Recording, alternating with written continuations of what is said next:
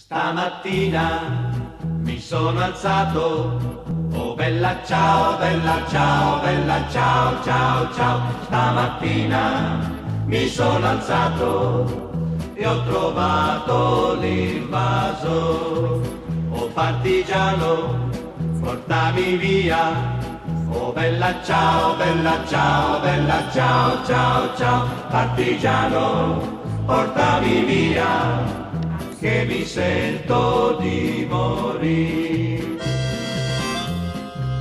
E se io muoio da partigiano, oh bella ciao, bella ciao, bella ciao, ciao, ciao. E se muoio da partigiano, tu mi devi seppellire e seppellire lassù in montagna.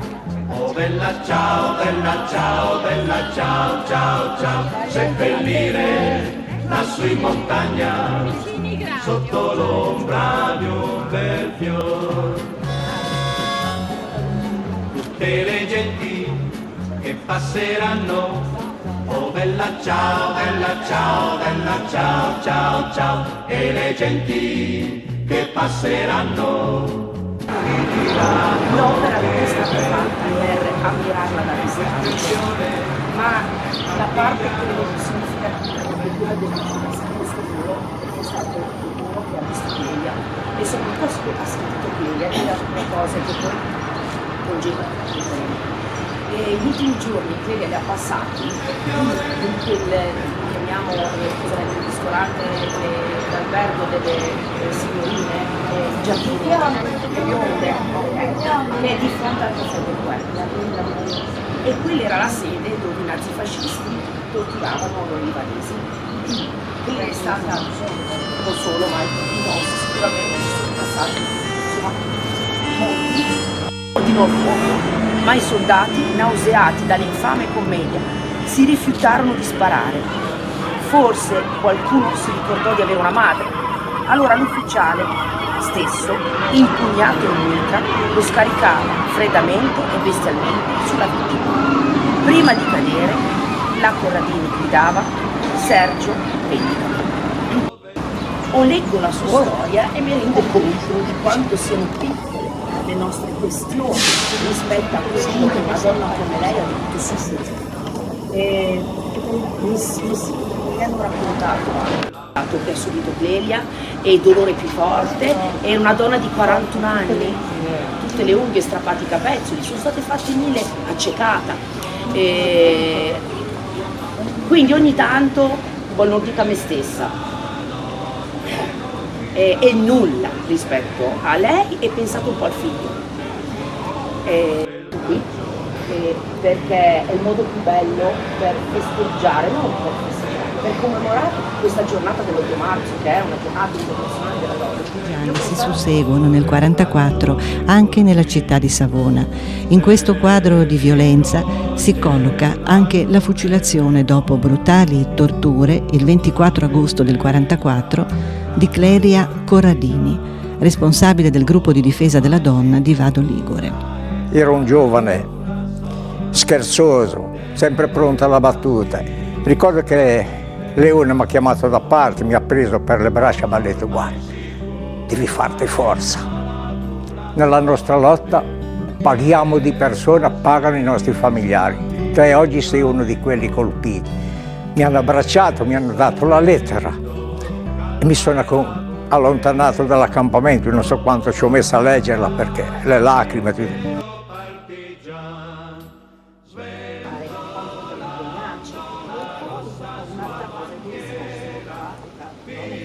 Esistono degli stereotipi, perché i ruoli sono di tutti, non hanno un genere, e purtroppo però dobbiamo ancora combattere perché alcuni ruoli sono prettamente maschili e siamo in una condizione molto difficile tante volte, però ogni tanto non so, o passo di qui o leggo un po' la sua storia e tutto mi sembra molto più facile.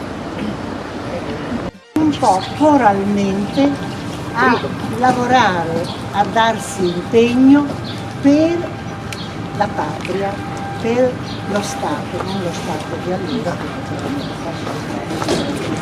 antifascisti. Però appunto civilmente Ecco, hanno capito che cosa significa una partecipazione civile. È stato della seconda guerra mondiale. Lei non ha fatto proprio la guerriera, ha lavorato in città soprattutto, però come nome partigiano. Ivanka, tanti avevano nomi russi perché allora il Partito Comunista riteneva la Russia una nuova frontiera di miglioramento della vita delle classi deboli. E questa Clelia Corradini fu chiamata una delle prime a costituire i gruppi di difesa della donna.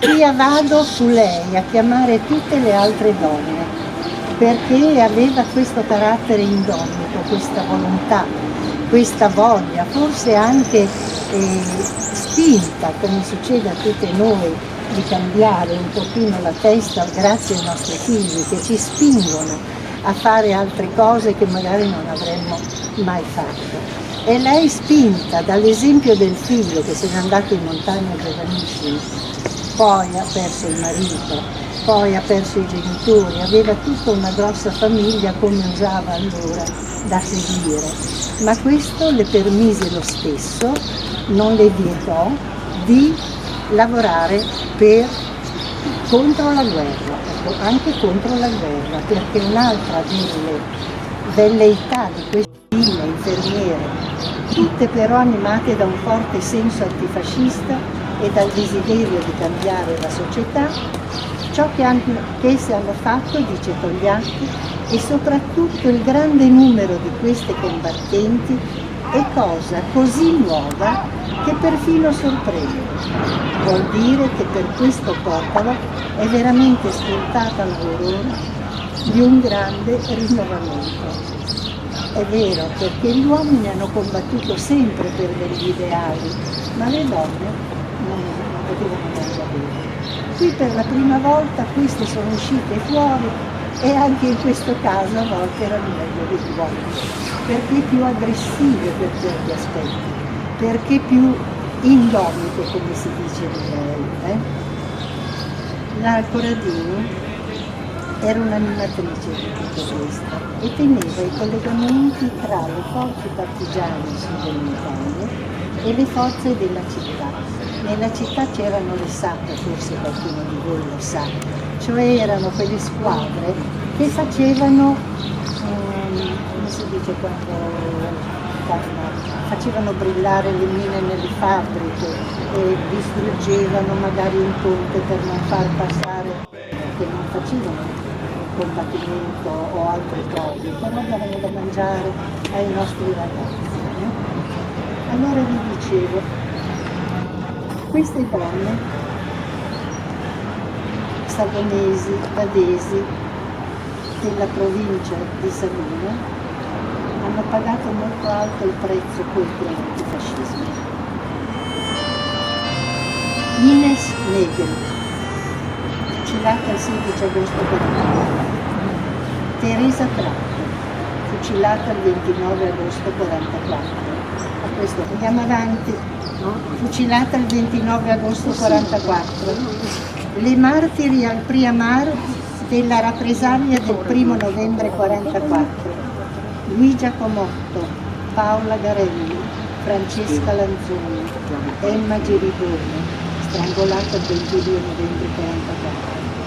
Angela Parodi, Teresa Basso, Caterina Bisso e la figlia Elvia, uccisi sul balcone mentre stavano facendo la partita. Da non dimenticare, Teresa Viberti Grillo. Questa Teresa Viberti Grillo era una che già aveva organizzato le gruppi di donne in Spagna nella guerra civile contro Franco. E poi era venuta qui ed era quella che aveva chiamato la nostra collega Corradini a lavorare per lei. Teresa Viberti Grillo, Teresa Torcini, Maria Formica Barontelli, Elsa Bracco, Giannina Stronda, Se ci coglie la crudele morte, dura vendetta verrà dai partigian, ormai sicura è già la dura sorte dei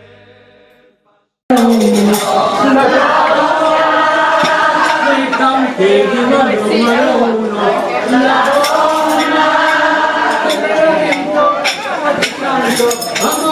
non c'è più campo.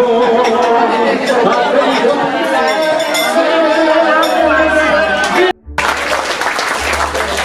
nostro sindaco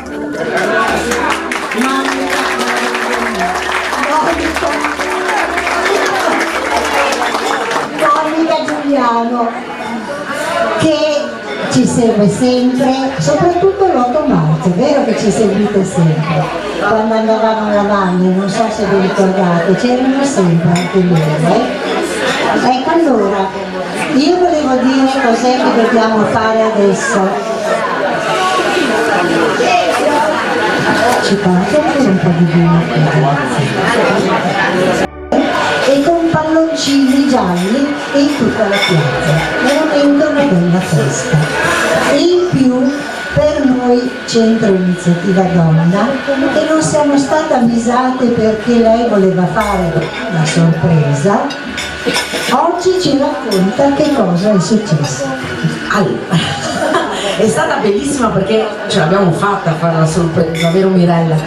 L'idea di nuovo celebrare questa festa e giornata internazionale dedicata alle donne è stata quella innanzitutto di coinvolgere le giovani donne, quindi le ragazzine, i bambini, le bambine della ludoteca e poi tante donne che lavorano nelle nostre associazioni. C'è un'associazione che si chiama Steruzziamo, che sono un gruppo di donne più o meno della mia età, di mezza età, devo dire, ci fanno di mezza età, di mezza età, che si ritrovano adesso nei locali Enrico di Sant'Ermete. Dove sei Enrico? Non l'ho perso.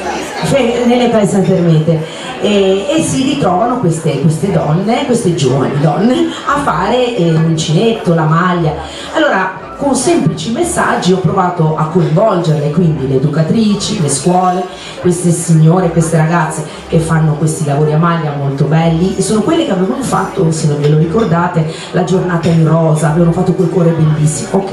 E quindi un mese fa abbiamo avviato questa idea di colorare di giallo il comune, che fosse, perché lo dicevo anche a Mirella, molto spesso iniziativa, e così è stato, decorando di giallo con l'azione un po' di tutti. L'obiettivo era quello di richiamare l'attenzione a una giornata che vuole essere non una giornata ma settimane prima di lavorazione e di riflessione, e quindi è nato un calendario di iniziative. Termineranno sabato perché la poetessa Paesano, che è qui presente, racconterà, leggerà esatto, eccola lì, e ci sono tante donne che in queste iniziative, l'ultima sarà presso la Casa della Memoria, dove nella piazza dedicata a Clelia Corradini ci ritroveremo altre donne insieme all'Ampi, e ci saranno momenti di condivisione in tante arti, le arti più diverse, chi ha ricamato, chi ha gonfiato il pallone, cose positive,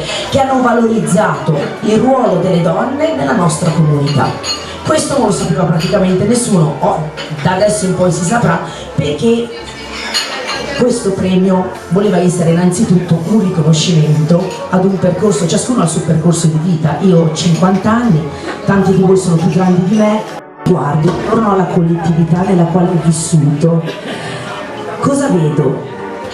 E così vedete Mirella, io vedo delle donne, innanzitutto tanti di voi, e delle donne poi che hanno spinto altre donne e hanno spinto l'amministrazione e hanno spinto i sindaci, anche uomini, a fare cose. E perché allora in quella panchina iniziamo e leggo questo. Vabbè, vediamo se indovinate.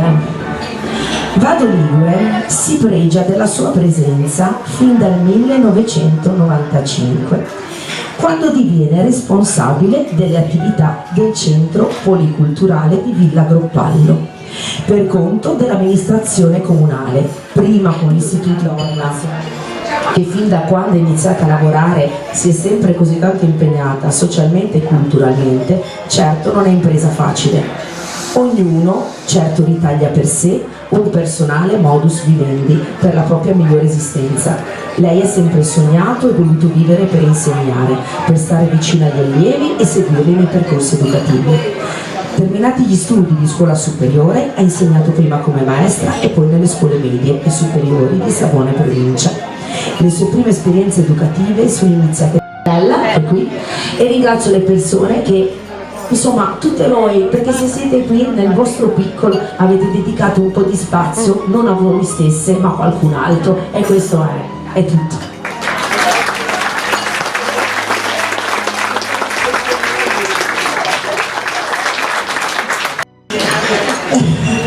Ieri le dicevo, però mi mancavano le donne, no? Per questa festa. E no, oggi ho già pensato, oggi ha fatto con noi la stessa cosa che ha fatto ieri. È stato... Volevo che fosse non una cosa per qualcun altro, perché se l'avessi detto, io volevo davvero che fosse un regalo per loro, perché se avessi cominciato a dirlo anche in comune, io sono stata zitta del premio, nessuno sapeva niente, lo sapevamo io e Mirella è un funzionario, perché era dedicata a voi, e dopodiché oggi l'abbiamo un po' raccontato a loro e poi passeremo il testimone a qualcun altro. Passare il testimone a qualcun altro, perché se non si preparano, non si educano altri che possono fare il lavoro che hai sempre fatto tu, l'associazione non va avanti. Ma noi non ne abbiamo.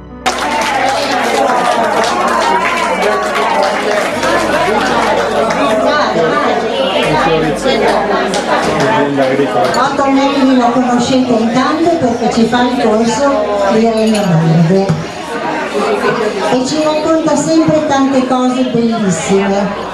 Questa volta vedete un po', siccome lui è una persona gentile, dal cuore gentile, guardate cosa portate, una cosa meravigliosa.